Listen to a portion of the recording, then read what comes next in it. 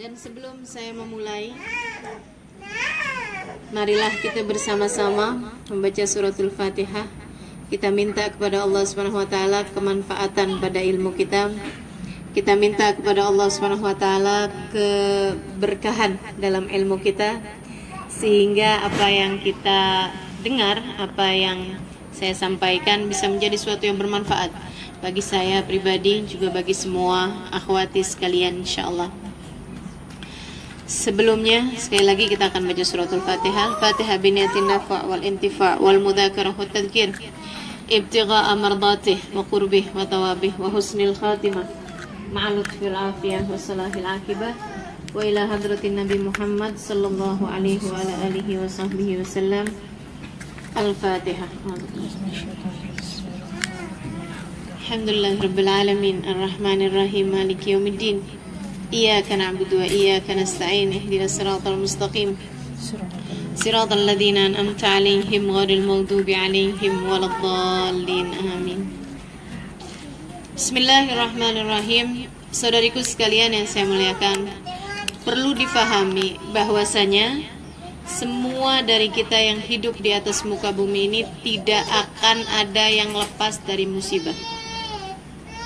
Tidak mungkin ada seseorang hidup di atas muka bumi sepanjang hidupnya tidak terkena musibah, tidak terkena ujian, tidak terkena sakit, tidak terkena hal-hal yang tidak diinginkan. Semua orang cinta semua sama dia, misalnya, itu tidak akan pernah terjadi kepada siapapun.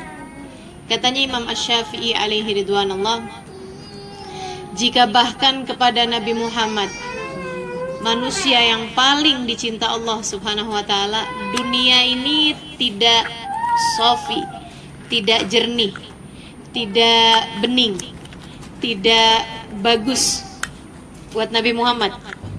Dunia ini tidak bersih buat Nabi Muhammad. Ada banyak hal yang tidak menyenangkan datang dalam kehidupan beliau. Jika sama Nabi Muhammad saja Allah Subhanahu wa taala berikan berbagai macam musibah, apatah lagi kepada manusia-manusia yang lainnya. Pasti, saudaraku sekalian, pasti. Bahkan Nabi Muhammad alaihissalam mengatakan, al-bala muwakkalun bil anbiya, tsummal awliya, tsummal adna fal adna. Musibah itu yang paling besar diberikan kepada para nabi. Nabi ujiannya, musibahnya yang paling besar-besar. Ada nabi yang dikasih sakit, Nabi Ayub alaihissalam. Bukan hanya dikasih sakit, pertamanya itu hasutnya setan ya, Nabi Ayub itu ya. Nabi Ayub itu hidup dengan sangat soleh, jalankan perintah-perintah Allah Subhanahu wa taala. Dia punya beberapa orang istri. Istrinya punya, masing-masing istrinya punya anak-anak, sehingga beliau punya istri banyak, punya anak banyak, punya harta banyak, dicinta oleh keluarganya, punya badan sehat, dan dia selalu bersyukur, dia selalu soleh mengerjakan hidupnya. Allah kemudian bilang pada para malaikatnya, bilang pada makhluk langit ya, pada hamba-hambanya, dia bilang, unzuru ila abdi saleh, ila abdi Ayub as-saleh. Lihat tuh hambaku si Ayub, sangat soleh sekali. Malaikat, iya betul ya Allah, kagum. Tapi setan tak begitu, iblis tak begitu. Iblis kan bawaan hasut aja. Jadi kalau kita ngelihat diri kita, kenapa kok udah sekali hasut ini ya? Wah, ini kok mirip sekali sama iblis, nauzubillah. Nauzubillah min dzalik. Katanya iblis, ya Allah, terang aja dia begitu, hidupnya enak sekali dia. Lain kalau engkau kemudian buat hartanya susah. Kalau dia dijadikan miskin, sepertinya tidak akan seperti itu. Kata Allah, mari kita lihat.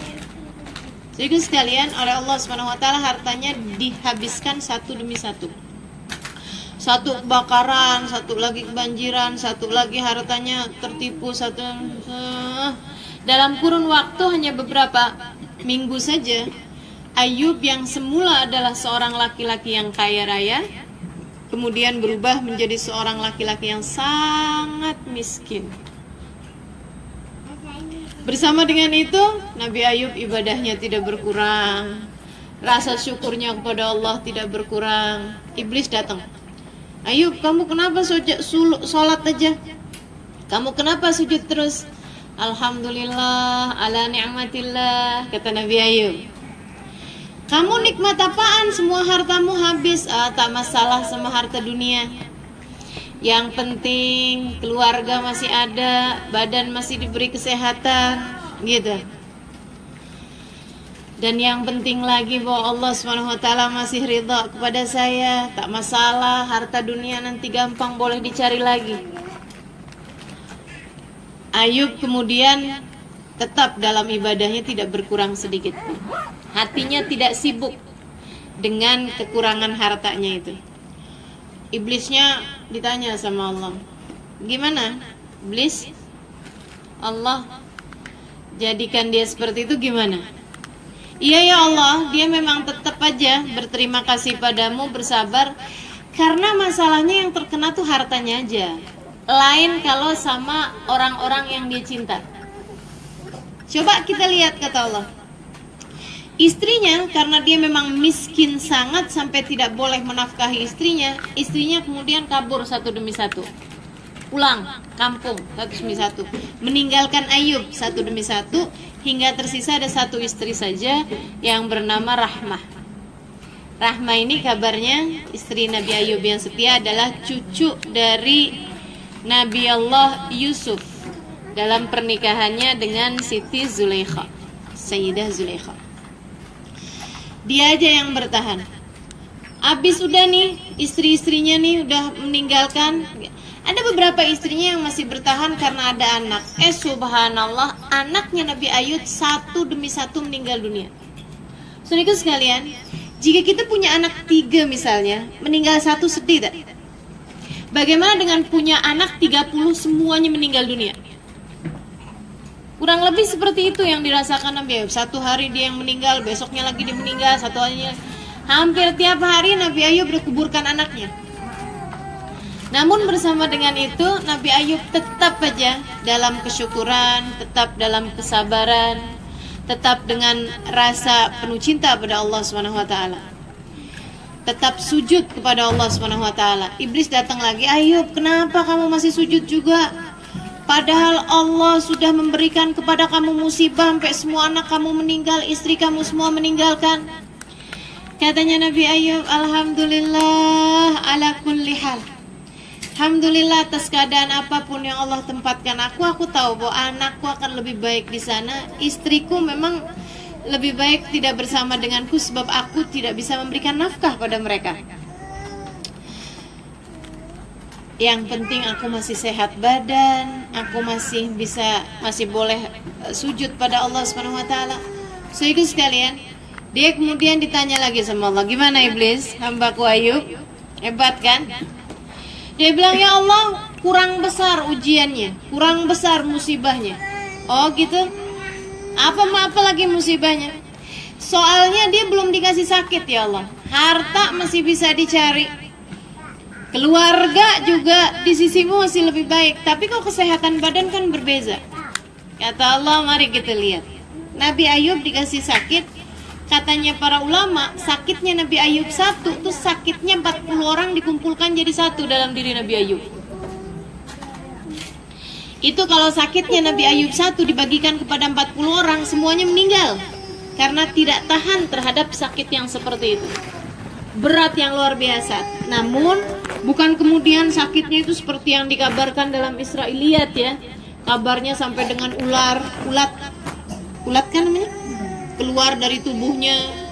Kemudian ya menjijikkan sekali itu ya. Itu tidak terjadi dalam diri Nabi Ayub sebab semua nabi itu mustahil untuk terkena sesuatu yang yunafir tab'an. Sesuatu yang membuat umatnya tidak mau berdekat dengannya. Mana ada orang mau berdekat dengan seorang yang dari tubuhnya keluar ulat-ulat seperti itu.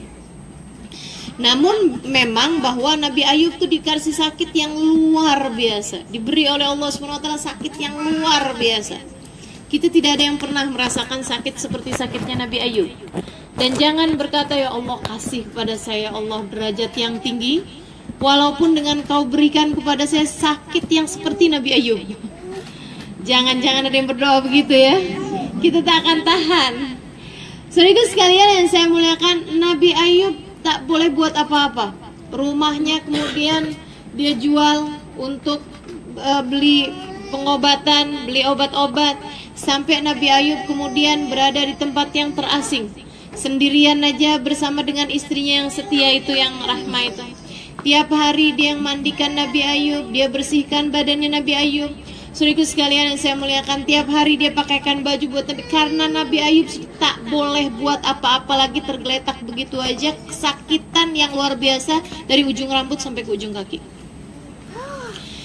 Bersama dengan itu Nabi Ayub tetap aja Alhamdulillah, Alhamdulillah, Alhamdulillah. Sujud dengan sepenuh jiwanya, sujud dengan sepenuh hatinya. Subhanallah. Iblis kemudian tanya lagi, Ayub, kenapa kamu udah sampai kayak begini aja masih tetap sujud aja kepada Allah? Allah telah meninggalkanmu, Ayub. Katanya Nabi Ayub, Allah tidak akan pernah meninggalkan hamba-hambanya. Allah hanya sedang mengujiku saja pada saat ini.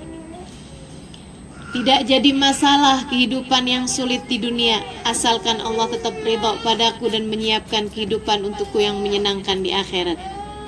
Selagi Allah tetap ridha padaku, apapun yang terjadi aku tidak peduli. Tetap dengan kesyukurannya, tetap dengan sujudnya. Setan dipanggil lagi, iblis panggil lagi sama Allah Subhanahu wa taala. Gimana iblis? Kaifa wajadta abdi? Bagaimana kamu dapati hambaku Ayub itu? Iya ya Allah. Iya, dia memang orang yang luar biasa. Akhirnya mengakui juga ini. Katanya Allah Subhanahu wa taala, "Ni'mal abad, innahu awwab." Ni'mal abad, innahu awwab. Ayub itu adalah seindah-indah hambaku. Innahu awwab, dia selalu kembali padaku. Diberi apapun tidak membuatnya lari dariku, tidak membuatnya jauh dariku. Ditinggalkan siapapun tidak membuatnya jauh dariku. Innahu awwab, dia selalu saja datang padaku. Dia apa-apakan aja keadaannya, dia terus kembali kepadaku. Saudaraku sekalian yang saya muliakan, jika engkau di saat diberi musibah seperti apa yang dilakukan oleh Nabi Ayub, maka engkau pun juga akan mendapatkan julukan ni'mal abad. Engkau adalah hamba yang terbaik, hamba yang tercinta. Innahu awwab. Jangan ada sesuatu hal yang membuatmu lari dari Allah. Jangan ada sesuatu hal dalam hidupmu membuatmu jauh dari Allah Subhanahu wa taala. Sebab membuatmu sebab membuatmu akan menjadi semakin berada dalam keadaan yang tidak menyenangkan. Akan tetapi kalau di saat kau diberi musibah kemudian membuatmu mendekat pada Allah Subhanahu wa taala, itulah yang diharapkan. Innahu awwab. Sesungguhnya dia adalah seorang hamba yang selalu kembali. Maka saudaraku sekalian yang saya muliakan, jika ditanyakan apa rahasia dari musibah, apa hikmah dari musibah-musibah yang terjadi pada kehidupan kita ini, apa aja bentuknya musibah? Kata Allah Subhanahu wa taala, "Wa lanabluwannakum bisyai'in minal khawf wal ju' wa naqsin minal amwal wal anfus wa thamarat fabashshiris sabirin."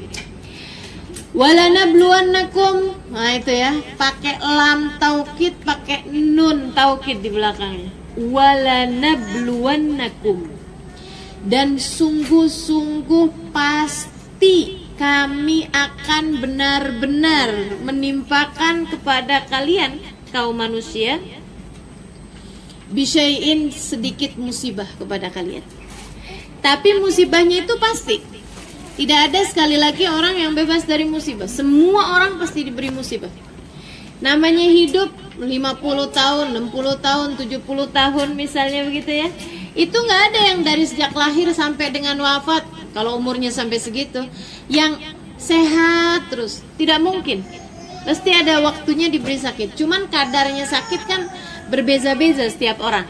Ada yang diberi sakitnya lebih banyak, ada yang diberi sakitnya sedikit, ada yang diberi sakitnya sakitnya ringan tapi sering. Ada yang diberi sakitnya berat tapi jarang-jarang, kan begitu ya? Ada yang sekali diberi sakit langsung bertemu dengan kematian. Jarang-jarang sakit yang ringan-ringan misalnya gitu. Saudaraku sekalian, orang yang sepanjang hidupnya nggak pernah sakit, Nabi Muhammad menjulukinya la khaira fiha. Ada dulu seorang perempuan, ayahnya sangat ingin anak ini dinikah oleh Nabi Muhammad alaihissalam. Sangat ingin anak tersebut dinikah oleh Nabi Muhammad alaihissalam, perempuan.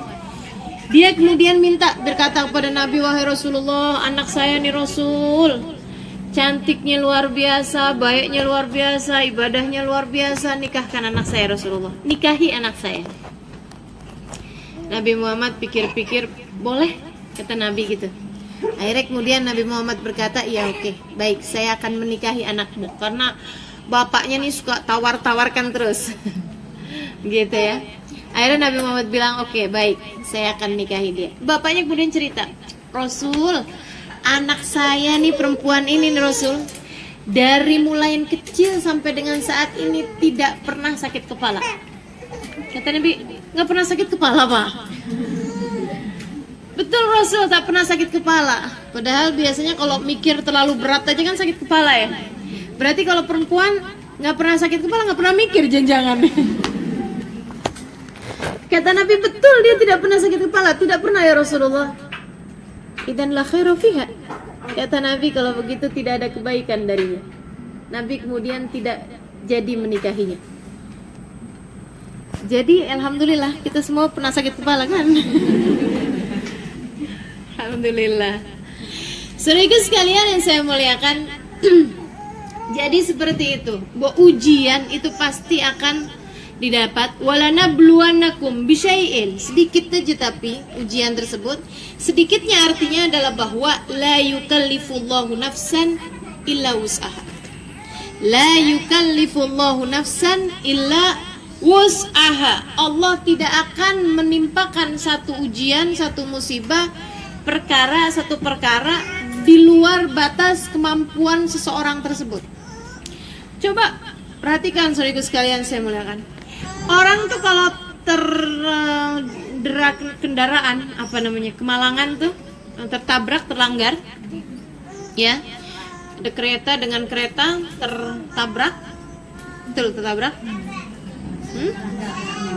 melanggar, ya, itu kan kemudian misalnya sampai dengan hancur semuanya, apa yang akan terjadi kalau orang tersebut masih hidup? Dibuat pingsan, dibuat tak sadarkan diri.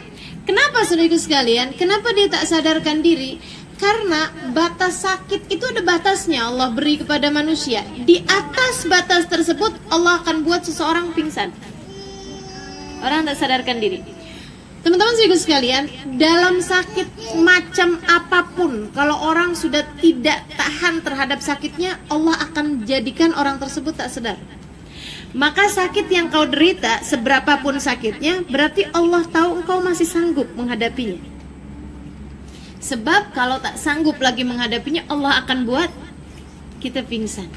La yukallifullahu nafsan illa wus'aha. Bahkan ada orang-orang tuh yang ketika kemudian dia dihantam satu musibah, dia tak boleh tahan hatinya. Padahal kalau dia mau sabar, kalau dia mau kembali kepada Allah, dia boleh tahan. Cuman dia bebankan pikirannya. Kena musibah lagi, beban lagi pikirannya. Terus saja seperti itu. Apa yang akan terjadi kalau Allah tahu bahwa itu sudah di luar batas kemampuan dia? Allah akan jadikan dia gila. Rahmatnya Allah, Allah akan jadikan dia gila. Saudara sekalian, karena dia sudah tidak mampu lagi menahan beban pikiran yang sedemikian beratnya. Maka kalau kita sedang diberi ujian oleh Allah Subhanahu wa taala, pilih mana? Sabar atau gila? Insyaallah kita boleh pilih sabar ya. Kita mau gila kan?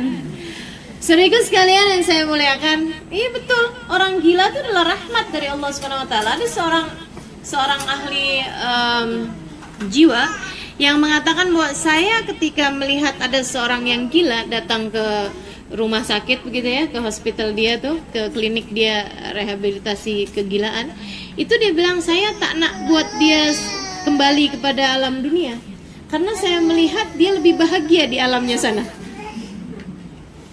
Orang gila kan udah berhenti galau, sudah berhenti risau, sudah berhenti dari semua kesulitan-kesulitan dunia. Di Indonesia sana ada satu pondok pesantren khusus buat orang gila. Jangan terinspirasi ya.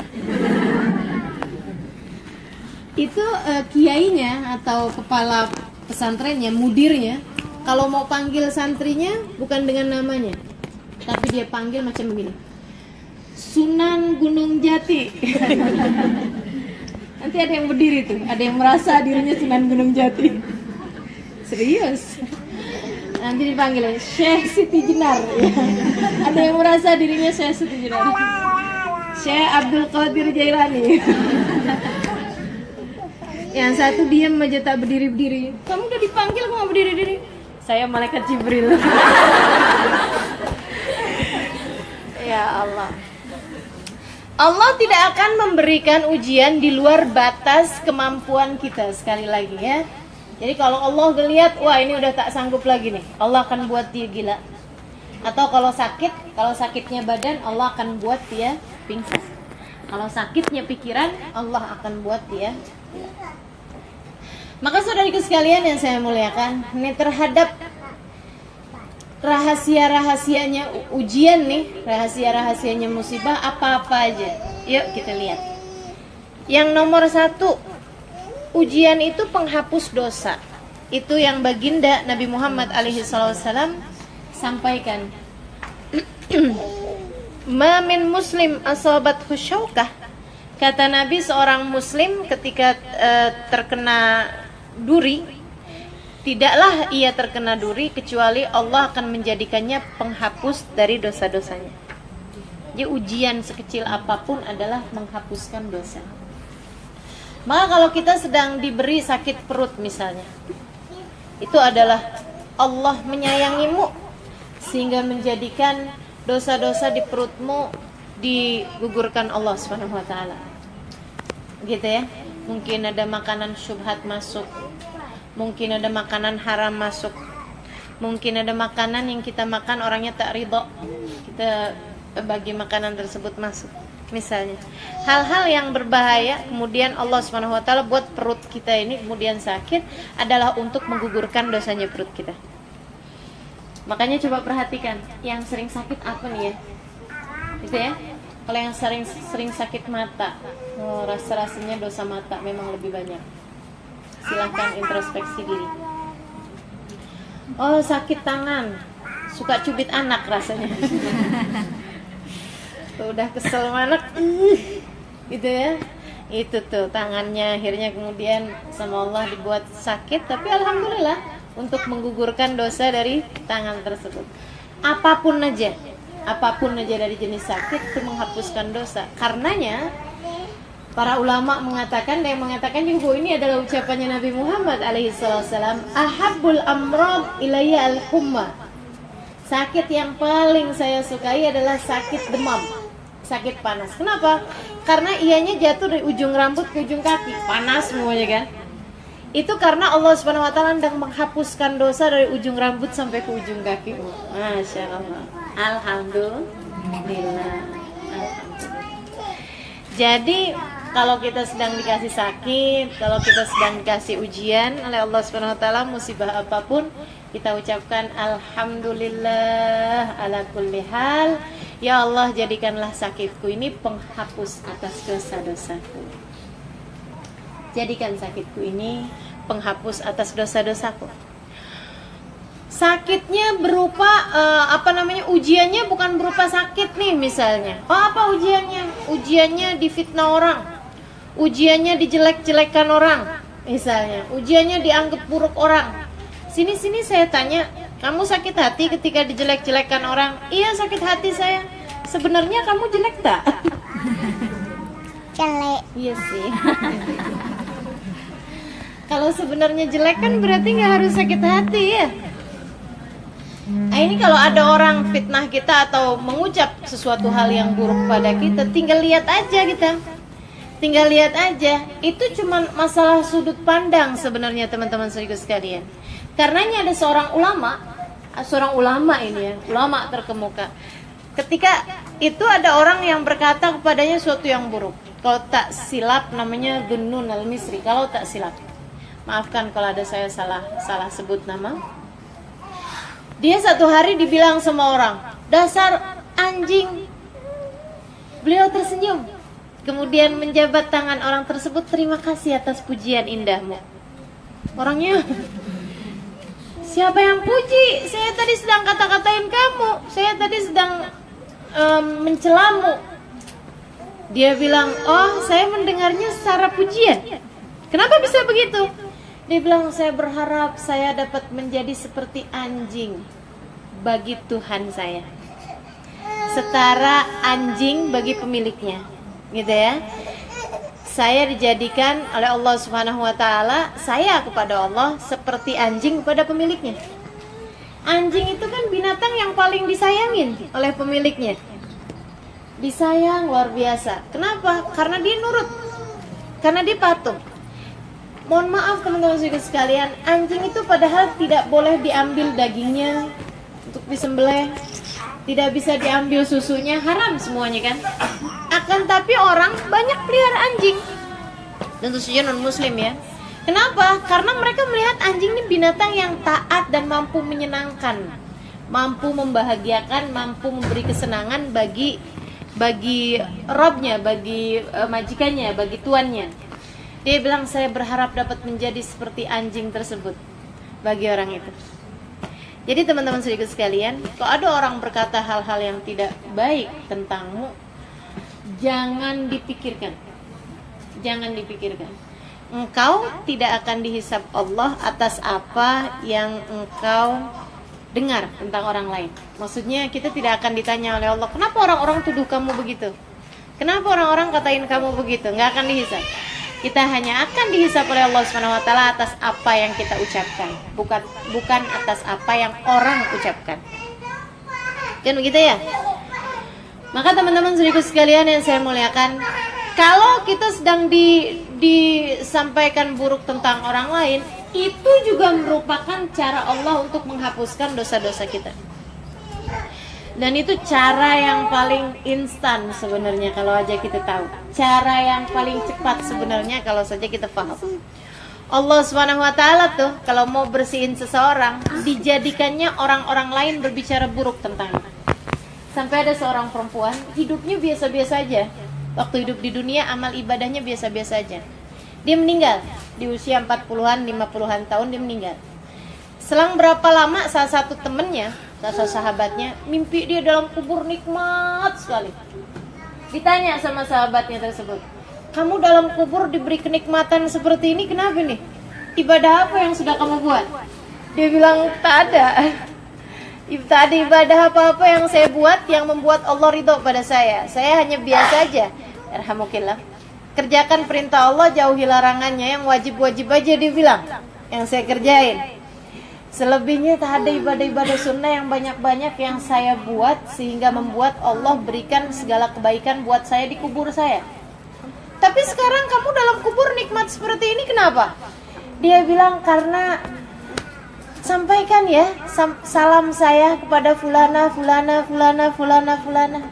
Sampaikan kepada mereka ucapan terima kasih saya yang sebanyak-banyaknya sepanjang hidup. Mereka kerjaannya membicarakan aib saya. Alhamdulillah saya di kubur ini mendapatkan balasan atas kebaikan-kebaikan, pahala kebaikan mereka dipindahkan ke dalam catatan amal ibadah saya. Dengar tak? Paham tak? Sehingga sekalian, jadi kalau ada orang sedang membicarakan buruk tentang kita tuh, itu mereka sedang mentransfer pahala kebaikannya kepada kita. Sehingga bisa jadi nanti dalam kuburmu kau mendapatkan pahala bukan dari apa yang kau kerjakan, akan tetapi dari apa yang orang lain kerjakan disebabkan karena mereka berbicara buruk tentangmu. Jadi kalau di saat kita didolimi orang, gitu ya, Ada bahkan saudara kita misalnya mau ambil jatah warisan kita misalnya, jangan risau. Allah Maha Adil, Allah Maha Bijaksana. Ikhlaskan aja. Nanti di hari akhirat Allah akan ambil dari pahala kebaikan mereka, diletakkannya di dalam catatan amal ibadahnya. Hari itu mereka akan menyesal, ya Allah, coba waktu di dunia saya tak ambil jatah warisan dia tuh. Katanya dia. Kata kitanya, alhamdulillah waktu di dunia jatah warisan saya tidak diberikan, didolimin sama dia sehingga diberikannya saat sekarang. Gitu. Semua keburukan orang lain pada dasarnya adalah kebaikan-kebaikan bagi kita. Makanya orang yang paham ini, mereka menjadi sahib akhlakul karimah, menjadi pemilik akhlak yang terpuji. Sedikit sekalian, ada Ibrahim ibn Adham alaihi ridwanullah. Beliau seorang ulama terkemuka, beliau seorang ahli sufi yang luar biasa. Dia tidak pernah suka menjadi terkenal. Tiap kali ada orang kenali dia sebagai seorang soleh, seorang baik, pindah. Misalnya udah dikenal di Singapura, dipindah ke Johor. Habis dikenal di Johor misalnya dipindah ke Jakarta. Gitu ya, terus aja gitu. Tiap kali dikenal di satu daerah dia pindah, pergi gitu. Akan tetapi tetap aja namanya orang soleh, orang baik, tetap aja gitu. Satu hari beliau karena tidak punya uang untuk nafkah hari-harinya, dia kemudian mendaftar atau melamar bekerja, minta pekerjaan pada seorang kaya raya. Dia tak tahu bahwa itu adalah Ibrahim bin Adham. Ismu ma'ruf, namanya terkenal tapi orangnya itu tak terkenal. Mukanya orang tadi yang kenal. Dia pun berpakaian seperti mana orang biasa aja gitu. Dia pun kemudian diberi pekerjaan menjaga kebun anggur milik orang tersebut. Kebun kurma, mohon maaf, milik orang tersebut. Tengah dia menjaga kebun kurma, dia pun senang pekerjaan itu karena dia biarin aja kebun kurmanya, beliaunya sendiri sholat biasanya. Kecuali hari-hari yang dia waktu-waktu yang dia perlu siram-siram, selebihnya kemudian dia sholat, begitu aja. Akhirnya kemudian satu hari datang seorang askar, seorang polisi. Dia bilang, Pak Cik, mari Pak Cik. Dia datang kemudian, Pak Cik, ambilkan buat saya kurmanya Pak. Tuh yang sebelah situ sepertinya sudah mulai masak, mulai matang. Ambilkan buat saya. Mohon maaf Pak, Bapak siapa Pak? Dia bilang, saya polisi di sini, saya askar, saya pemimpin di sini. Ayo kasih aja. Saya tak boleh kan Pak, ini kan punyanya Fulan bin Fulan. Bapak kan bukan pemiliknya, jadi saya disuruh jaga kebun kurmanya, saya nggak maulah kasih sama Bapak. Ayo cepetan beri kepada saya. Saya tak mau Pak, pokoknya saya mah nggak mau kasih. Saya berusaha buat jalanin amanat, saya disuruh buat jagain kebun kurma, saya mau jaga. Kamu nih kebanyakan bicara, ayo cepetan ambilkan. Saya tak mau Pak, pokoknya saya tak mau ambilkan buat Bapak. Pak, ditampar.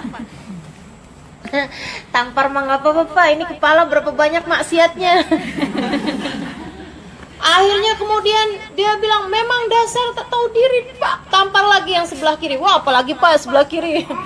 Sebelah kiri lebih banyak lagi dosanya pada sebelah kanan. Akhirnya karena dia putus asa, orang ini Ibrahim bin Adham tak mau juga bagi kepada dia nih kurmanya. Akhirnya dia jalan aja. Begitu dia jalan, dapat beberapa langkah, beberapa meter, ada yang bilang sama dia, kamu tadi pukul orang itu tuh tak tahu diri. Dia bilang, kamu tahu tak siapa dia? Ya itulah penjaga kurma yang tidak tahu diri. Dia bilang itu Ibrahim bin Adham. Wah, saya terkenal namanya sebagai orang yang mustajab doanya. Dia takut kalau kemudian dikutuk jadi katak. Siapa yang bisa balikin? Yang dia takut urusan dunia ya, urusan akhirat. Kalau dia takut urusan akhirat tak akan pernah pukul orang dan tak akan pernah juga minta kurma yang bukan punya dia kan.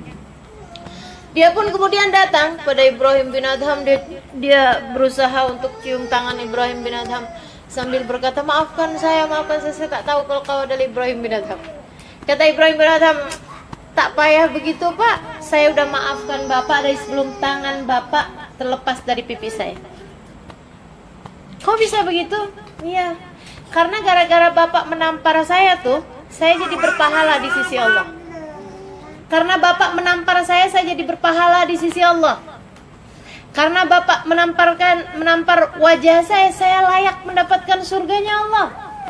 Saya malah justru kesian sama Bapak. Udahlah Bapak buang tenaga buat gampar saya. Bapak pun juga mendapatkan azab dari Allah Subhanahu wa taala. Jadi saya berdoa, ya Allah, dia telah menyebabkan saya berpahala. Jangan jadikan saya penyebab dia berdosa. Ampunkan dosa-dosa dia ya Allah, masukkan dia ke dalam surga. Luar biasa ya. Para kekasih Allah Subhanahu wa taala. Demikian teman-teman saudaraku sekalian. Kenapa? Karena mereka paham apapun saja bentuk ujian yang datang dalam kehidupan kita, apapun aja bentuk musibah yang datang dalam kehidupan kita, baik yang dari Allah secara langsung, misalnya harta yang terbakar, ataukah diberi sakit misalnya, ataupun yang melewati hamba-hambanya berupa ditinggalkan oleh orang yang kita cinta misalnya, ataukah dengan disakiti, maksudnya dikatain buruk dari orang lain, atau dengan ada orang yang menzalimi kita. Semua dari jenis keburukan-keburukan tersebut itu semuanya adalah merupakan sarana Allah untuk mengampuni dosa-dosamu dan meninggikan derajatmu di mata Allah.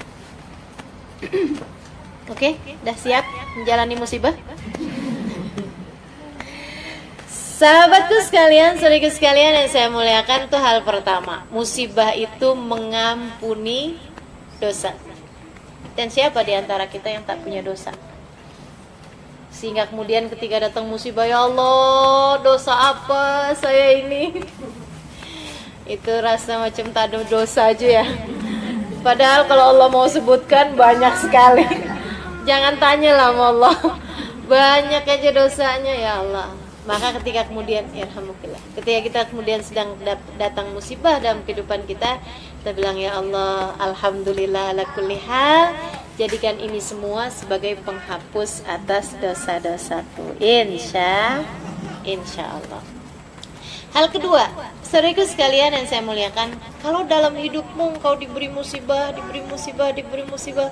itu adalah karena Allah Subhanahu wa taala hendak meninggikan derajatmu. Gitu. Iya. Sebab jiwa kita nih, nafsu kita nih punya banyak penyakit. Dia baru bisa sembuh ketika kemudian terkena ujian-ujian, terkena musibah-musibah. Musibah yang datang dalam kehidupan kita, istilahnya Jalaluddin Ar-Rumi, adalah api yang melepaskan emas dari kotoran. Emas tuh kalau mau diambil emas murni tuh dibakar di api, kan? Dibakar di api, nanti misahin yang mana yang emas murninya, yang mana yang barang-barang yang lain yang bukan emas. Cara memisahkan antara emas dari yang bukan emasnya itu nggak lain adalah dengan dibakar. Maka semua jenis musibah itu adalah cara Allah Subhanahu wa taala membakar jiwamu untuk menghasilkan jiwa yang murni, jiwa yang mengabdi kepada Allah Subhanahu wa taala, jiwa yang tahu bagaimana beribadah pada Allah Subhanahu wa taala. Sarana membersihkanmu, sarana meninggikanmu, sarana menjadikanmu sebagai perempuan yang salehah, perempuan yang hebat, perempuan yang bernilai di mata Allah Subhanahu wa taala. Maka di saat diuji, alhamdulillah, nih Allah hendak bersihkan kita, Allah hendak naikkan kita, Allah hendak cintai kita, gitu ya. Diuji itu kan kita semacam jatuh. Kita kalau sedang mendapatkan ujian kan rasanya kan kayak orang bilang apa? Kalau di sini bilangnya down ya, kayak terjatuh ke bawah. Teman-teman sekalian, ketika engkau sedang terjatuh ke bawah, misalnya lagi jalan, kemudian terjatuh ke lubang, misalnya begitu, jangan sedih, karena setiap kali orang terjatuh ke bawah, tidak ada jalan keluar kecuali dengan naik ke atas. Ada tak jalan keluar ke samping kanan, samping kiri? Tak ada. Ya, ada satu-satunya jalan keluar adalah naik ke atas. Maka ketahuilah setiap kali engkau dijadikan terjatuh oleh Allah Subhanahu wa taala dengan musibah-musibah, itu adalah cara Allah untuk menaikkanmu di sisinya. Cara Allah membersihkanmu dari penyakit-penyakit jiwamu itu. Kalau semua yang kau inginkan diberi oleh Allah Subhanahu wa taala, saudaraku sekalian, kau tak akan tahu besarnya sebuah perjuangan. Kau tak akan tahu besarnya sebuah usaha. Kau tak akan diberi balasan pahala yang sangat besar jika apapun aja yang kau inginkan diberi oleh Allah Subhanahu wa taala. Maka ketika ada sesuatu hal dalam kehidupan kita nih yang bikin kita terjatuh, alhamdulillah, ini adalah cara Allah untuk menaikkan kita. Tak ada sesiapapun yang kemudian menjadi orang-orang yang hebat kecuali dengan diuji. Ya Allah, teman-teman saya sekalian, siapa yang menurutmu menjadi orang-orang besar tanpa diuji? Syekh Ahmad Zaini Dahlan. Ini yang ulama belakangan aja ya. Oh, belum tah lagi kalau kita bahas nabi-nabi, kan kita udah bahas tuh tadi Nabi Ayub segala ya. Ulama-ulama macam Imam Syafi'i dan lain sebagainya. Kemudian itu ujiannya besar-besar semua. Atau yang ulama-ulama yang belakangan, Syekh Ahmad Zaini Dahlan. Itu adalah mufti Syafi'iyah terakhir di kota Mekah. Sesudah itu kemudian, mohon maaf, Saudi Arabia banyak dipegang sama orang-orang yang anti madhab, yang tidak bermadhab sekarang kan, sekarangnya. Tapi itu baru-baru aja, baru sekitar belum 50 tahun. 50 tahun yang lalu itu mereka masih punya mufti untuk semua madhab. Dan mufti terakhir madhab Syafi'iyah, seorang ulama terkemuka bernama Syekh Ahmad Zaini Dahlan, menulis kitab Sirah Ad-Dahlaniyah, menulis kitab Fiqh Ad-Dahlaniyah. Luar biasa, seorang ulama yang Masya Allah. Dan di Indonesia, di Asia tepatnya ya, itu semasa saya kecil masih ada 2 murid beliau yang kami masih dapat berguru padanya, yaitu Kiai Haji Maimun Zubair, yang saya alhamdulillah berguru pada beliau selama kurang lebih 3 tahun di Al-Anwar, Sarang Rembang. Dan yang satunya lagi Syekh Dimyati, kami biasa menyebutnya dengan Mbah Dim, di kota Banten. Namun beberapa waktu kemudian beliau pun meninggal dunia. Jadi yang sekarang sisa hanya tinggal 1 itu aja. Itu muridnya Syekh Ahmad Zaini Dahlan. Masih masa 50 tahun yang lalu tuh banyak orang mukim di Mekah, tinggal di sekitaran Masjidil Haram. Mereka mengajinya di Masjidil Haram. Salah satunya itu guru saya, Kiai Haji Maimun Zubair. Saudara sekalian, saya muliakan, Syekh Ahmad Zaini Dahlan semasa belajar di Mekah tuh, semasa beliau belajar di Mekah dari syekh-syekh yang ada di kota Mekah, miskin sangat.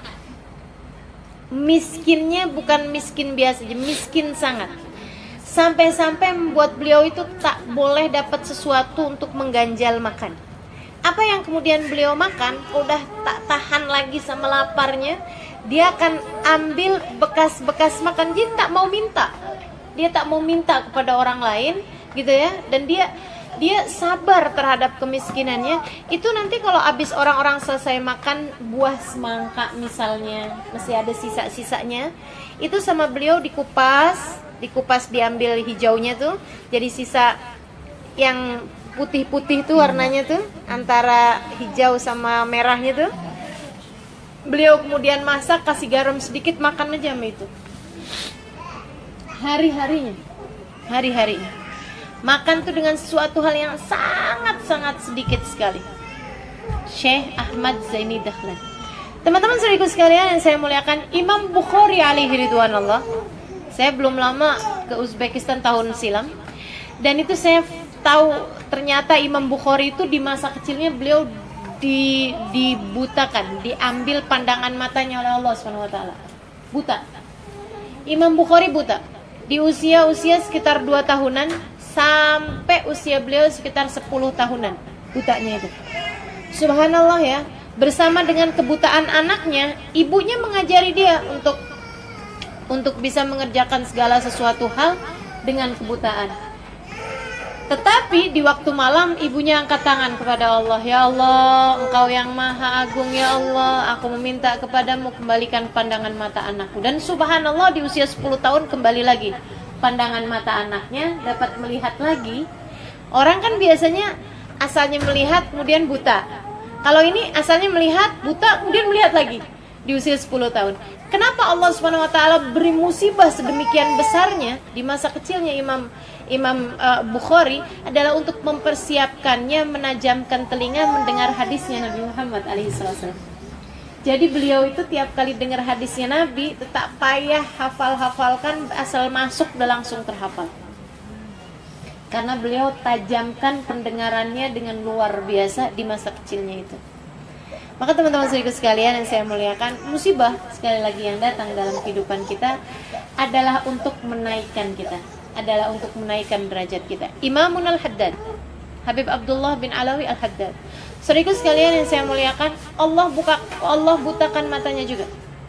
Beliau buta di usia ya begitulah 7 tahunan, kena sakit panas sangat tinggi, kemudian matanya langsung menjadi buta. Ibunya, ya Allah, ibunya begitu mendengar anaknya, begitu tahu anaknya buta, beliau berdoa, berziarah ke makamnya Abdullah bin Abu Bakar al-Aidarus di Kota Tarim. Dia kemudian bilang, ya Allah, Engkau tahu bahwa aku bercita-cita agar anakku itu menjadi seorang anak yang bermanfaat bagi umat Islam. Ya Allah, jika kiranya kebutaannya tidak menghalangkan dia untuk memberi kemanfaatan bagi umat Islam, panjangkan umurnya. Ya Allah, dan jika Engkau tahu bahwa kebutaannya akan menjadikan dia tidak dapat bermanfaat bagi umat Islam, ya Allah, ambillah saja ia di sisimu. Kuat hatinya ya. Siapa di antara ibu-ibu yang boleh berdoa macam itu? Ya Allah, ambillah jadi ya di sisimu. Subhanallah. Ini dia berkata seperti itu. Ya Allah, dia bilang, kalau kiranya Engkau tahu bahwa aku berkeinginan dengan anakku menjadi seorang yang bermanfaat. Jika kiranya dia akan bermanfaat, ya Allah, panjangkan umurnya. Jika tak dapat bermanfaat, ambillah saja ia di sisi. Dan itu subhanallah, Abdullah bin Alawi al-Haddad kecil, udah dari sejak kecil luar biasa sekali.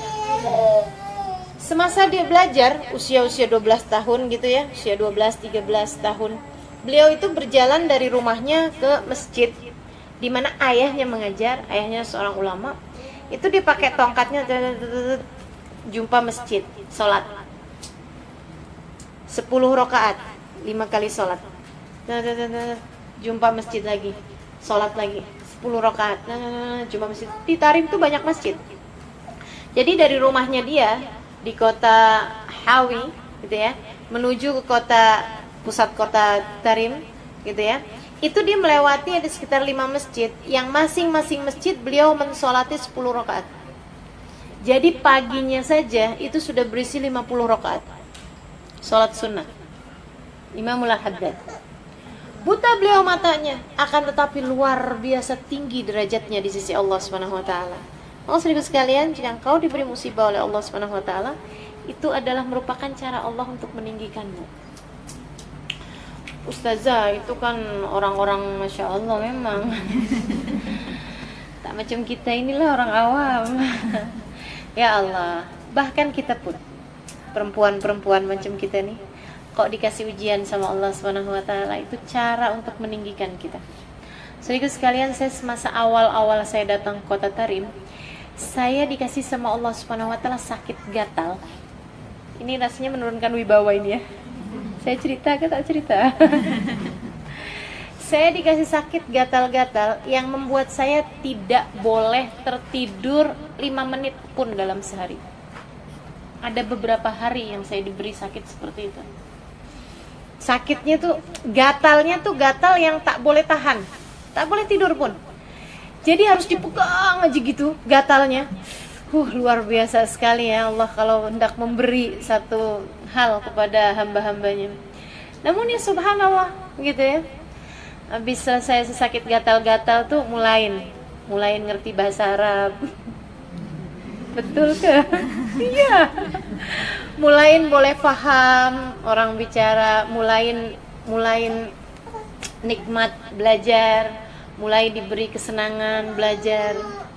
Dulu saya sangat suka tidur, sampai sekarang sih sebenarnya. Sampai sekarang. Cuman dulu maksudnya rasa-rasanya tuh yang harus tidur. Tapi begitu habis kena sakit macam itu kan, yang sampai berhari-hari saya tak boleh dapat tidur, bahkan 5 menit pun tak boleh gitu. Jadi tidur tuh deh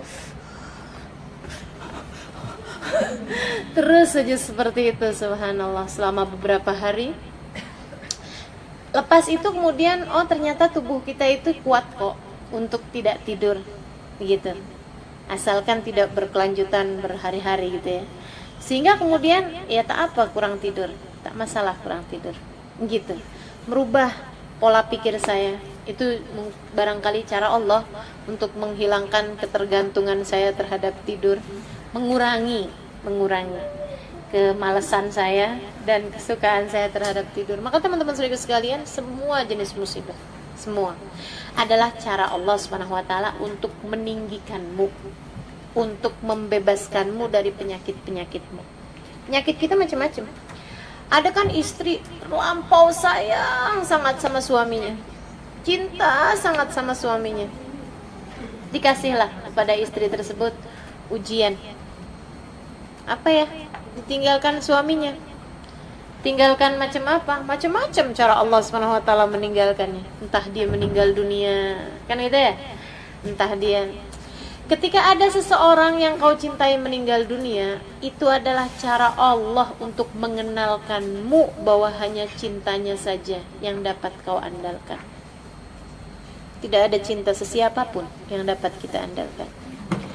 Orang semuanya fana, kullu man 'alaiha fan, wa yabqa wajhu rabbika dzul jalali wal ikram. Maka bagi sesiapa di sini yang punya suami, cintai suamimu, tapi jangan sepenuhnya. Jangan 100%, jangan 100%, jangan. Enaknya berapa persen? 30 lah ya, cukup ya. Sisanya yang banyak mencintai Allah, cintai Rasulnya, dan bahkan jadikan cintamu kepada suamimu sebagai bagian dari cintamu kepada Allah Subhanahu wa taala. Gitu. Saudara sekalian, saya punya kawan. Aduh, ujian tuh ya, luar biasa, musibah tuh. Saya punya kawan, satu hari anak dia, jadi dia punya anak 3. Satu hari anak dia yang nomor 2 masih kecil, umur 4 tahunan, umur 4 tahun. Anak yang umur 4 tahun itu main-main di belakang, gitu ya. Dan dia kemudian terkena main-main di dapur, kemudian dia terkena air panas. Kemudian dia dibawa ke rumah sakit, 2 hari kemudian meninggal. Kena air panas badannya. Kesedihan yang luar biasa. Depresi si ibu, luar biasa, sedih hatinya. Selang berapa lama kemudian, setahun sesudahnya, anak dia yang paling kecil, pas usianya 4 tahun juga waktu itu. Dia usianya beda 1 tahun paut aja dari yang nomor 2 sama yang nomor 3. Anak dia yang sekarang umur 4 tahun, itu dia sedang main-main di rumah tetangga, kena air panas pula, masuk ke rumah sakit yang sama, dirawat oleh dokter yang sama, di kamar yang sama, 2 hari kemudian meninggal dunia juga. Saudaraku sekalian, saya melihat, saya sangat dekat sama dia. Saya sangat tahu persis seperti apa dia. Kesedihan hatinya, kemurungannya, kegalauannya, kesedihannya, ya Allah. Dan bertahun-tahun dia tak ada anak lagi. Gitu, maksudnya anak pertama itu aja, kemudian habis sudah tak ada anak gitu. Sebenarnya kan udah 3 kan, 2 meninggal gitu ya, dengan cara yang sama. Subhanallah. Sampai kemudian ketika dia hamil, dia bilang, ya Allah Ustazah, nanti ini gimana nih Ustazah kalau saya hamil nih? Saya bilang tenang aja, ada Allah. Dia kemudian melahirkan anak, alhamdulillah. Tiap datang bulan yang sama tuh, dengan bulan 2 anaknya meninggal, itu selalu ditelepon saya, Ustazah saya takut Ustazah. Saya bilang tenang, tidak ada yang menentukan kecuali Allah. Tenang aja, gak akan ada apa-apa terjadi. Subhanallah, saya melihatnya kehidupannya semakin hari semakin baik, semakin soleha, kehidupan dunianya semakin menyenangkan, dan kehidupan beragamanya, himmahnya terhadap dakwah, khidmahnya terhadap agama, Masya Allah, luar biasa. Maka teman-teman saudaraku sekalian, saya ngelihatnya apapun musibah yang datang dalam kehidupanmu, asalkan kamu sabar menghadapinya, Asalkan kamu sabar menghadapinya, insya Allah adalah cara Allah Subhanahu wa Ta'ala untuk meninggikanmu. Untuk meninggikan. Saya ada punya seorang sahabat, teman dulunya dekat, sekarang udah jarang ketemu. Dia kawin di usia yang sudah agak-agak umur, jelang-jelang 40-an tahun baru menikah. Kita nih teman-temannya udah mikir, wah kayaknya nih bisa punya anak tak ya, karena udah hilang 40 tahun. Setahun tak dapat anak, dapat setahun itu kemudian hamil. Sampai dia melahirkan, kami pun kunjungin, kami dengan beberapa sahabat kunjungin dia gitu. Oh bahagianya luar biasa. Bulan, 2 bulan, 3 bulan, oh anaknya lucu-lucunya, laki-laki. Satu hari dia dan suaminya lagi ada di rumah. Suaminya baru pulang dari kerja, sore-sore hari dimain-mainkan anaknya. Entah gimana ceritanya, pas dia lagi mainkan anaknya, dia lempar anaknya, dia balikin anaknya gitu. Dia lempar, kemudian dia terkejut dengan satu hal, kemudian anaknya jatuh, tidak sempat dia ambil. Kemudian anaknya tersebut terlanggar ujungnya katil tuh, ujung tempat tidur. Kemudian terkena kepalanya, muntah, bawa masuk ke hospital. 2-3 hari kemudian meninggal dunia. Kesedihannya membuat suami istri tersebut kemudian memutuskan untuk pisah tempat. Si istri di rumah tersebut, suaminya pergi ke satu apartemen, dia tinggal aja di situ gitu. Seminggu, 2 minggu, 3 minggu. Saya sempat datang waktu dia kena musibah tersebut, kemudian saya bilang-bilangin sesuatu hal. Satu hari kami dengar dia balik kembali bersama suaminya, alhamdulillah. Selang seberapa lama kami dengar dia sudah hamil kembali. Waktu saya datang beberapa saat ke rumah dia tuh, saya tanya, gimana ceritanya? Dia bilang, iyalah ustazah, dia bilang satu hari saya tahu suami saya pasti sangat merasa bersalah sekali, sehingga kayaknya agak sulit kalau dia yang diharapkan untuk datang ke rumah. Jadi saya yang datang kemudian ke apartemen dia. Dia bilang, saya ketuk pintu rumahnya, saya tahu itu jam-jam dia sudah ada di rumah sepulang kerja. Dia bilang dia buka pintu tuh sampai terkejut luar biasa gitu, karena ternyata di depan pintu tuh di istri dia kan. Terus dia bilang, boleh saya masuk? Boleh kan laki-laki tersebut. Dia nggak ngomong apa-apa. Suaminya ngelihat istrinya udah nggak bisa ngomong apa-apa. Istrinya tahu persis apa yang dirasakan oleh suaminya. Dia tahu bahwa suaminya juga sangat cinta kepada anaknya. Ini musibah, benar-benar mahat musibah, murni musibah. Bukan ada apa-apa pun juga, gitu ya, tak disengaja pun. Jadi akhirnya dia bilang, saya pelukin dia, terus saya bilang, mari kembali ke rumah. Dia bilang, dia rasanya mau cerita apa gitu. Dia bilang, saya tahu, udah kamu gak usah cerita apa-apa. Saya tahu kamu pasti sangat mencintai anak kita. Biarkan aja, dia di sisi Allah pastinya lebih bahagia. Mari kembali ke rumah, dia bilang. Kembalilah ke rumah. Kita berdua sudah sama-sama kehilangan anak. Jangan lagi ditambah dengan kehilangan diri kita masing-masing. Dan jangan juga kamu buat saya merasa kehilangan dirimu juga. Kembalilah ke rumah. Balik ke rumah. Tinggal lagi bersama. Mereka tak mau lagi sebut-sebut peristiwa itu. Dan alhamdulillah, karena mereka bersabar, karena mereka bisa berlapang hati menerima musibah tersebut, Allah SWT bagi tanpa ada usaha apa-apa. Padahal hamil yang pertama tuh, itu pakai usaha dia. Maksudnya dia minum apa segala macam lah gitu. Dia pergi ke dokter ini itu segala. Yang ini tanpa ada usaha apa-apa, hamil begitu aja. Saya melihatnya sebagai balasan atas kesabaran dari suami istri tersebut. Sekarang anaknya udah cukup besar. Gitu ya. Kesabaran, teman-teman saudariku sekalian yang saya muliakan. Jangan takut terhadap musibah. Musibah itu Allah SWT berikan. Yang pertama untuk menghapuskan dosa-dosamu. Yang kedua untuk meninggikan derajatmu, untuk menaikkanmu, pasti untuk menyembuhkanmu dari penyakit-penyakit hatimu. Tidak ada yang dapat melakukannya kecuali Allah. Tidak ada yang dapat melakukannya kecuali Allah. Dan Allah memberikan kepada kita semuanya obatnya itu berupa musibah itu sesuai dengan dosisnya masing-masing. Tak ada yang lebih, tak ada yang kurang. Sesuai masing-masing dengan dosisnya. Sesuai. Karena dia adalah zat yang maha agung. Karena dia adalah zat yang maha mulia. Semuanya diberi Allah sesuai dengan dosisnya masing-masing. Terima aja. Terima aja. Gitu ya. Kemudian teman-teman sekalian yang saya muliakan, apalagi nih hikmah di balik musibah. Saudaraku sekalian yang saya muliakan, musibah itu di hari akhirat nanti membuatmu berpahala dengan pahala yang sangat besar. Sangat besar pahala. Ini kalau kita bicara akhirat, musibah menjadikanmu di hari akhirat itu berpahala yang sangat besar.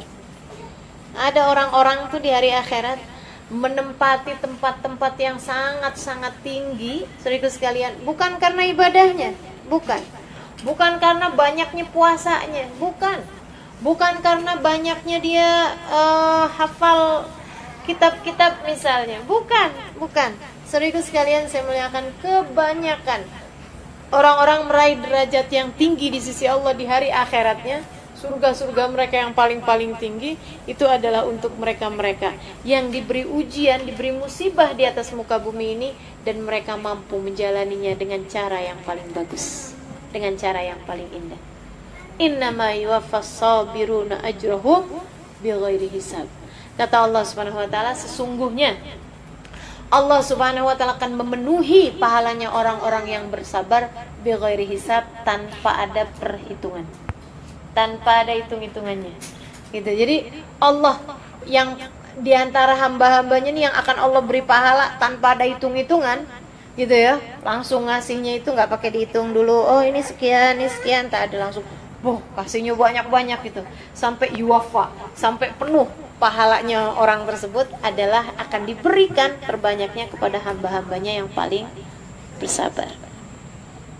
Sabar adalah ketika diuji. Sabar adalah ketika diuji. Maka yuk insya Allah, mudah-mudahan ya, biar semuanya dikaruniai kesabaran di saat mendapatkan ujian. Lagi pula alhamdulillah, ujian yang datang dari dalam kehidupan kita kan ya segitu-gitu aja. Memang meskipun luar biasa sekali ya, Allah Subhanahu wa taala beri itu tak ada yang sama. Misalnya kita udah mempersiapkan diri diuji dari yang satu, datang ujiannya dari yang lain. Kan gitu. Ada seorang orang, misalnya ada satu orang, dia tahanlah kalau urusan ditinggal suaminya misalnya. Dia tidak ditinggalkan suaminya, ditinggalkan anaknya. Kan gitu ya. Ujian tuh luar biasa, dari arah yang kita tidak mampu memang, dari arah yang kita tidak perkirakan. Karena kalau udah diperkirakan namanya bukan ujian. Maka pastilah memang ujiannya datang dari arah yang tidak kita kira. Mari menjadi hamba Allah yang sabar, insya Allah. Insya Allah. Saudaraku sekalian yang saya muliakan, ujian itu juga menghindarkan kita dari azab di akhirat. Ujian tuh, semua musibah yang datang dari kehidupan kita itu menghindarkan kita dari azab di negeri akhirat nanti.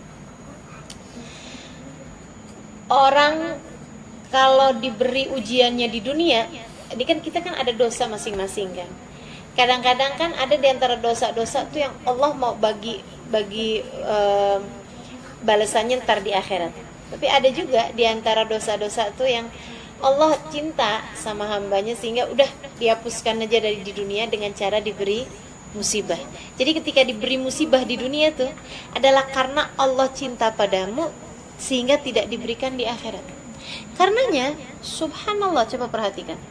Orang yang dosanya sudah terlampau banyak sangat, orang yang dosanya sudah terlampau tinggi sangat, itu malah sama Allah tidak diberi hidayah, malah tidak diberi musibah, malah dimudahkan aja semuanya. Kenapa?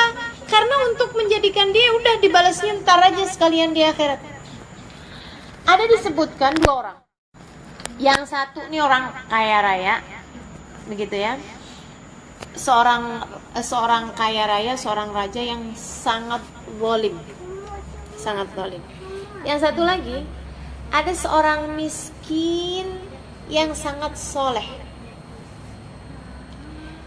Ini kisah pernah dikisahkan oleh Habib Umar bin Hafid. Raja yang sangat zalim ini, raja dan zalim pula, dia terkena satu penyakit.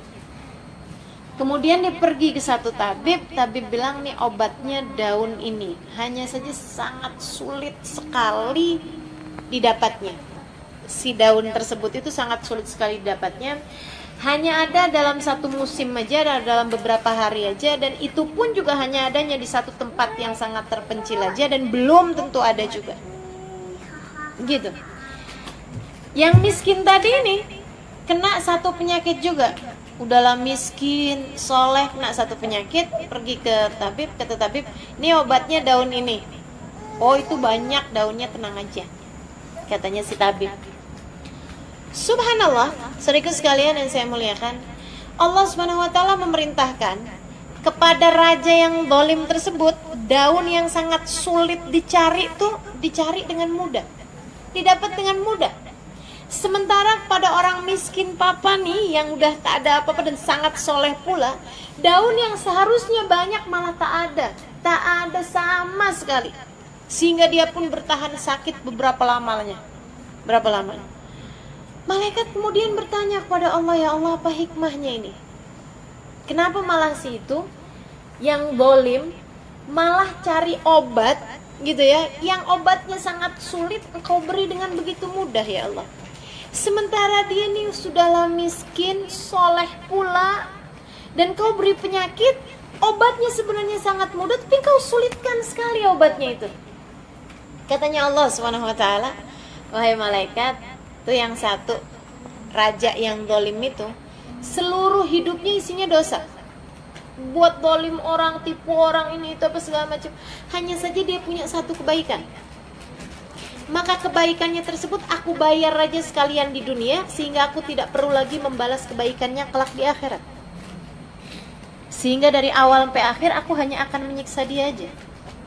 Sementara laki-laki soleh itu, semua hidupnya berisi kebaikan, hanya pernah ada satu dosa aja yang dia lakukan, yang membuatku murka padanya. Maka aku jadikan kesulitannya mencari obat atas penyakitnya itu sebagai cara dia untuk menghapuskan dosa-dosanya, sehingga nanti di hari akhirat dia meninggal dunia dalam keadaan sudah tidak ada lagi membawa dosa, sehingga aku hanya akan memberi balasan kebaikan padanya. Maka teman-teman saudara sekalian, kalau doamu diijabah, belum tentu tanda Allah cinta sama kita. Bisa jadi, udah kasih aja. Ini kerjanya maksiat aja nih, biar kasih aja sekalian. Ya Allah, nauzubillah. Biar balasan kebaikan dia sekalian kita kasih aja di dunia semuanya, sehingga di hari akhirat kita tak usah lagi balas kebaikan-kebaikan dia. Ya Allah, nauzubillah. Maka ketika engkau diberi musibah, bisa jadi seperti laki-laki soleh yang tadi saya sebutkan. Karena Allah Subhanahu wa taala hendak menjadikanmu terhindar dari petaka akhirat. Ada seorang ustadz di Indonesia, baru-baru saya baca cerita tentang dia. Dia bilang, saya ingat sekali. Dia bilang, waktu semasa istri saya sedang hamil. Dia bilang, hamil anaknya yang kedua atau ketiga gitu. Dia bilang, istri saya kemudian kena penyakit, kena sakit yang tidak ada orang dapat tahu obatnya. Dokter-dokter semuanya udah menyerah, pindah dari satu rumah sakit ke rumah sakit yang lain. Dia bilang sampai di batasan dimana dia bilang harta saya waktu itu habis untuk pengobatan istri saya tersebut. Dia bilang sampai kami pindah ke rumah yang lebih kecil, dokter masih belum tahu juga obatnya. Dia bilang belum tahu juga penyakitnya, apatah lagi obatnya. Penyakitnya apa nih nggak tahu, tapi istrinya sakit yang benar-benar sakit. Dia bilang sampai kan saya tuh bingung gitu, ya Allah apa nih, kenapa harus terjadi yang seperti ini gitu. Seorang ustadz yang cukup besar ya di negeri kami ya. Terus dia bilang saat satu hari dokter kemudian berkata seperti ini kalau sampai dengan besok si istri ini masih belum ketahuan belum ketahuan apa penyakitnya, terpaksa akan diambil dari tulang sumsum belakang dan dia kemudian akan didiagnosis. Kemudian selama masa itu belum ketahuan sakitnya apa itu, akan diberi obat yang satu obatnya tersebut nilainya hampir dalam uang Singapura 10.000. Satu obatnya untuk diminum seharinya $10.000. Hampir $10.000 dalam $8.000 seperti itu. 80 juta kan? Betul ya? Jadi seperti itu dia bilang. Dia tuh sampai yang, "Hah, dari mana saya dapat uang sebegitu gitu? Dari mana saya dapat uang sebegitu banyaknya?" Dia kemudian dia bilang, "Saya pulang dalam keadaan sudah nggak ngerti lagi mesti apa." Saya kemudian bertemu dengan ada satu orang ulama. Ini jalan Allah ya. Dia bertemu dengan seorang ulama. Kemudian ulama tersebut tiba-tiba aja bilang seperti ini, "Kamu kalau masih punya orang tua, minta maaf sama orang tua kamu. Coba ingatin dosa kesalahan apa yang mungkin kamu pernah berbuat kepada orang tua kamu." Dia bilang, "Saya kemudian pulang, sambilan saya mikir, saya kemudian ingat sama ada satu perkara." Dia bilang, semasa saya sekolah dulu, zaman masih kecil, masih muda, sekolah menengah. Dia bilang, saya pernah ada ambil uang ibu saya dari bawah bantal. Dia bilang karena waktu itu dia bilang dia tuh tidak bayar iuran sekolah dalam 2 bulan. Dia merasa malu sama temennya, gitu ya, merasa malu sama kawan-kawannya, merasa malu sama gurunya. Dia udah minta berulang kali sama ibunya, bapaknya, tapi mereka tak ada bagi-bagi. Akhirnya kemudian dia satu hari dia lagi masuk ke kamar ibunya, dilihat ada uang di bawah bantalnya. Kemudian diambil uang tersebut, sebagian buat bayar sekolah itu ya untuk 2 bulan, sisanya dia pakai buat dia beli-beli keperluan dia gitu, beli buku, beli bolpen, buat sekolah. Karena rasa takut sama ibunya, dia pun juga tak bilang itu sama ibunya langsung sama sekali. Dia bilang, saya tiba-tiba ingat kejadian itu. Dia bilang, saya berulang kali mohon ampun kepada Allah, tapi kan urusannya bukan sama Allah. Dia bilang, saya siang itu kemudian saya telepon ibu saya tanya, "Nak, gimana kabar istri kamu?" Dia bilang, "Iya ma, ini istri sekarang keadaannya begini, dokter semua kalau tak." Ya Allah nak, besarnya ya nak ujian yang kamu dapat nih nak. Ibu nih pada tiap malam doa bangun sampai tahajud, minta kepada Allah biar bagi kepada istri kamu tuh kesembuhan. Tapi kenapa nih istri kamu nih belum sembuh juga ya? Kita terus doa ya nak ya, jangan putus asa ya, insya Allah mudah-mudahan begitu." Terus dia kemudian bilang, Ibu ingat tak bu, ibu pernah kehilangan uang dalam jumlah sekian gitu ya. Kata ibunya bilang, "Ya Allah, itu kejadian ibu tak pernah lupa nak."